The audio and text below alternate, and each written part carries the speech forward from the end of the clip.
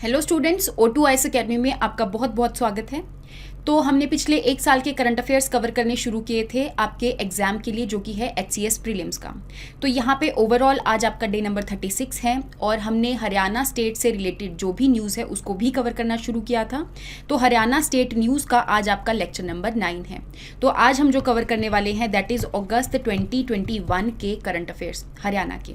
तो शुरू करने से पहले अगर आपको इस वीडियो की PDF चाहिए तो आप हमारी O2IS अकेडमी की जो ऐप है उसको डाउनलोड कर सकते हैं।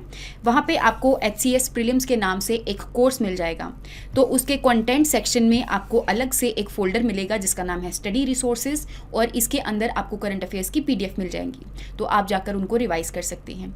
इसके अलावा जो भी बच्चे आने वाले एग्जाम्स की प्रेपरेशन कर रहे हैं तो उनके लिए भी हमने एक फाउंडेशन कोर्स को लॉन्च किया है। आप जाकर उसको देख सकते हैं, जिसके अंदर हमने अलग अलग सब्जेक्ट्स को कवर किया है।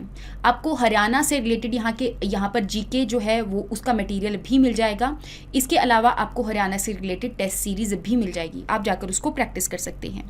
तो शुरू करते हैं आज की सबसे पहली न्यूज़ से, जो कि है कि हरियाणा सरकार ने 2018 के अंदर एक स्कीम को लॉन्च किया था जिसका नाम है पावर टैरिफ सब्सिडी स्कीम। तो इस स्कीम के अंडर जो भी नए नए बिजनेसेस उभर कर आ रहे हैं, जो कि स्मॉल एंड मीडियम एंटरप्राइजेस हैं, जिसको हम सूक्ष्म व लघु उद्यम भी कह देते हैं, तो उनको यहाँ पर सस्ती बिजली देने के लिए सरकार ने इस स्कीम को लॉन्च किया था। और ये बोला था कि जो नए नए स्मॉल और मीडियम इंटरप्राइजेस हैं उनको पहले 3 सालों तक जो बिजली है वो 2 रुपये पर यूनिट के हिसाब से दी जाएगी। दैट मीन्स यहाँ पे जो हरियाणा सरकार है वो एक तरह से सस्ते दामों पर बिजली प्रोवाइड करके लोगों को सब्सिडी दे रही है।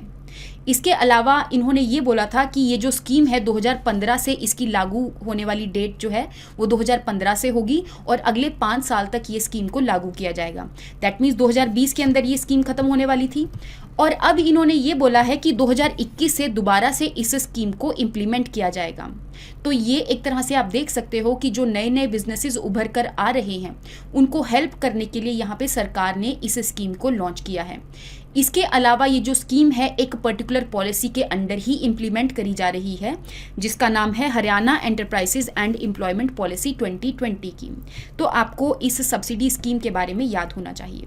नेक्स्ट हम बात करते हैं कि अभी रिसेंटली टोक्यो ओलंपिक्स 2020 हुए थे, जो कि अगस्त 2021 के अंदर कंडक्ट किए गए थे। अब इस टोक्यो ओलंपिक्स में जो नीरज चोपड़ा जी हैं, जो हरियाणा के पानीपत डिस्ट्रिक्ट से बिलोंग करते हैं, तो यहाँ पे उन्होंने जेवलिन थ्रो के अंदर गोल्ड मेडल जीता है।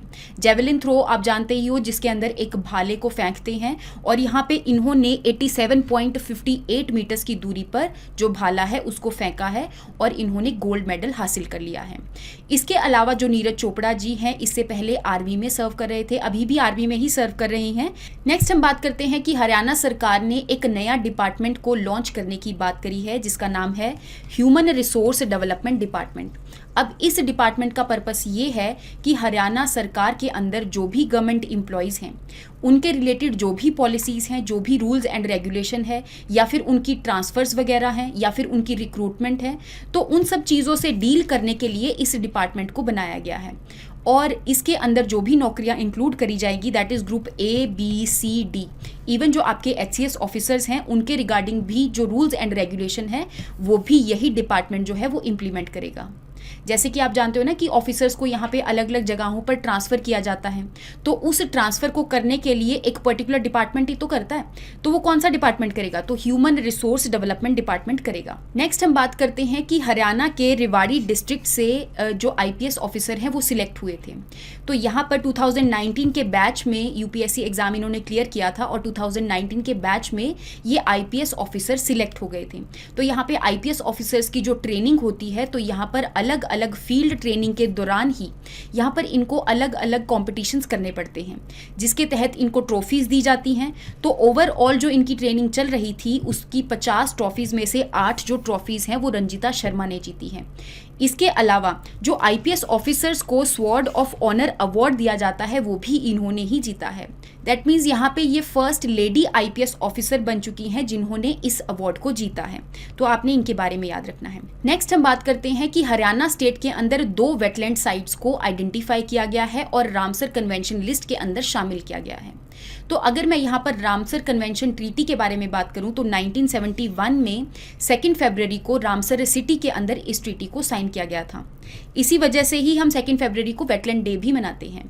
रामसर सिटी जो है वो ईरान की एक सिटी है जहाँ पर इस कन्वेंशन को साइन किया गया था और ये बोला गया था कि ऑल ओवर दी वर्ल्ड जो भी वेटलैंड है उनको एक तरह से आइडेंटिफाई किया जाएगा और उनको प्रोटेक्ट करने के लिए जो भी फंडिंग वगैरह है वो प्रोवाइड की जाएगी।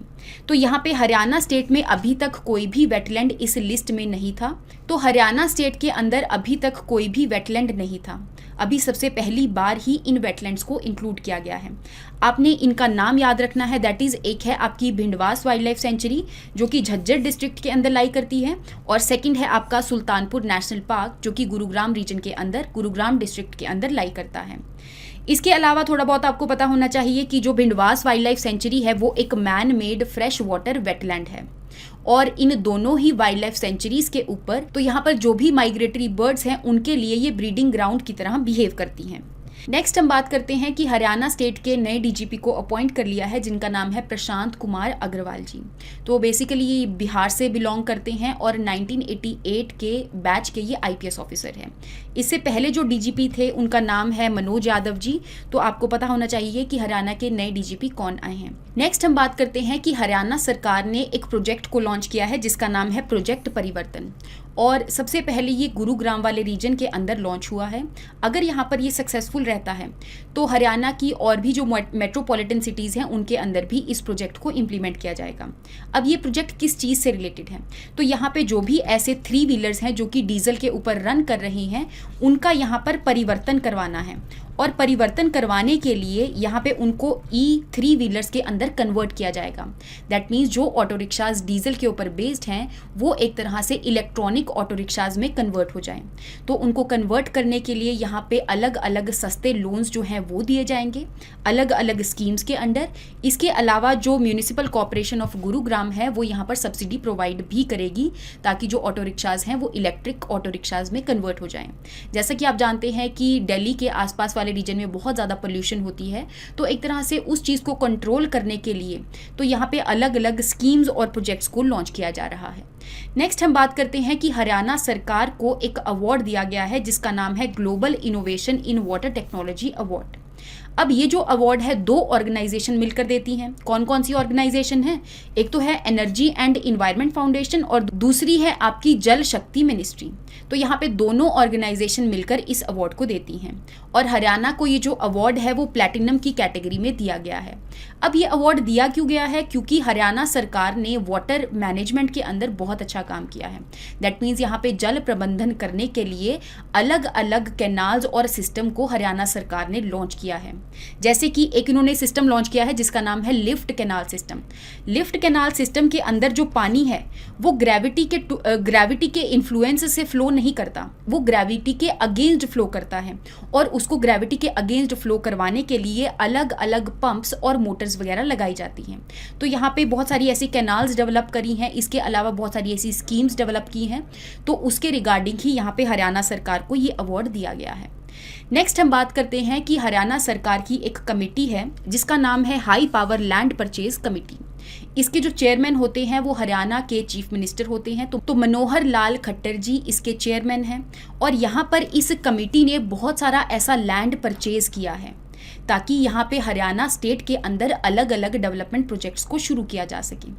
अब लैंड को परचेज करने के लिए यहाँ पे इन्होंने एक पोर्टल का यूज़ किया है। उस पोर्टल का नाम है ई भूमि पोर्टल। तो ये एक ऐसा पोर्टल है जो कि हरियाणा सरकार ने ही लॉन्च किया था, और यहाँ पे जो भी ऐसे किसान हैं जिनकी जो ज़मीन है उन ज़मीनों के जो मालिक हैं, तो यहाँ पे अगर वो अपनी ज़मीन को बेचना चाहते हैं तो वो डायरेक्टली ई भूमि पोर्टल के ऊपर हरियाणा सरकार को अपनी ज़मीन जो है वो बेच सकते हैं।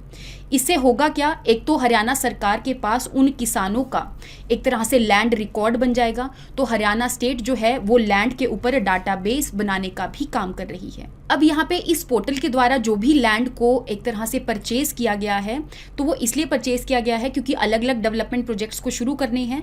तो यहाँ पर ऐसे 6 डिस्ट्रिक्ट्स हैं जिनके अंदर अलग अलग डेवलपमेंट प्रोजेक्ट्स जो हैं वो शुरू किए जाएंगे। जैसे जैसे कि आप जानते हैं कि रेवाड़ी डिस्ट्रिक्ट के अंदर एम्स बनाया जा रहा है।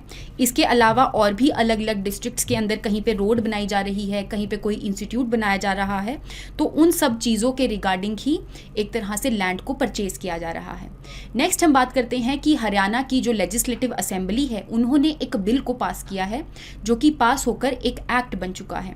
इस बिल का नाम है right to fair compensation and transparency in land acquisition, rehabilitation and resettlement bill. That means यहाँ पे किसानों से लैंड लेने के लिए ये एक बिल है। जब भी एक किसान से कोई लैंड खरीदा जाता है और हरियाणा सरकार या फिर कोई भी सरकार यहाँ पे लैंड जो है वो किसानों से खरीदती है, तो यहाँ पे किसानों को कंपनसेशन दिया जाता है, यहाँ पे उनको कुछ पैसे दिए जाते हैं। तो एक तरह से वो कंपनसेशन जो है फेयर हो सके, तो उसके लिए ही इस बिल को लाया गया था। तो इस बिल के अंदर कुछ चेंजेस करे हैं, जैसे कि अगर हमने किसानों से कंसेंट लेना है कि आप अपनी ज़मीन बेचना चाहते हैं कि नहीं, तो उसकी जो रिस्पॉन्सिबिलिटी है वो डिस्ट्रिक्ट कलेक्टर के ऊपर रहेगी।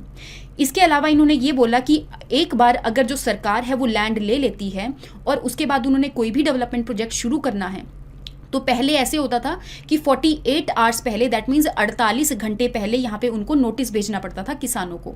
तो अब इन्होंने इस प्रोविज़न को हटा दिया है। उन्होंने बोला कि जब एक बार लैंड एक्वायर हो ही गया है तो दोबारा से 48 घंटे पहले नोटिस भेजने की ज़रूरत नहीं है। इसके अलावा इन्होंने ये बोला कि जो भी लैंड एक्वायर किया जाएगा उसके अंडर जो भी आर्कियोलॉजिकल साइट्स है या फिर फॉरेस्ट लैंड है, तो उनको यहाँ पर कोई भी नुकसान नहीं पहुँचेगा।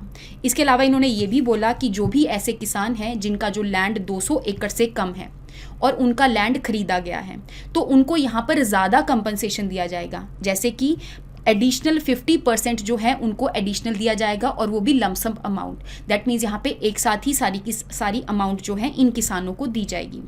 नेक्स्ट हम बात करते हैं सुमित अंतिल जी के बारे में, जिन्होंने पैरा ओलंपिक्स 2020 के अंदर गोल्ड मेडल हासिल किया है। इनकी गेम कौन सी थी, तो इन्होंने भी जैवलिन थ्रो के अंदर गोल्ड मेडल को हासिल किया है।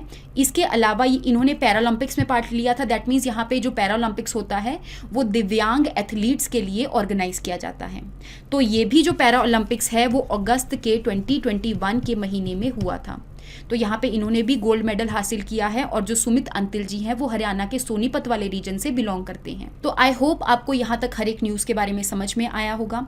नेक्स्ट क्लास के अंदर हम कुछ जो बचे हुए करंट अफेयर्स हैं वो कवर करेंगे। यहाँ तक अप्रॉक्सीमेटली आपके जितने भी करंट अफेयर्स हैं वो कवर हो चुके हैं। जो भी बची कुछ चीज़ें हैं वो हम 1-2 लेक्चर्स के अंदर कवर कर लेंगे। तो thank you so much and have a nice day.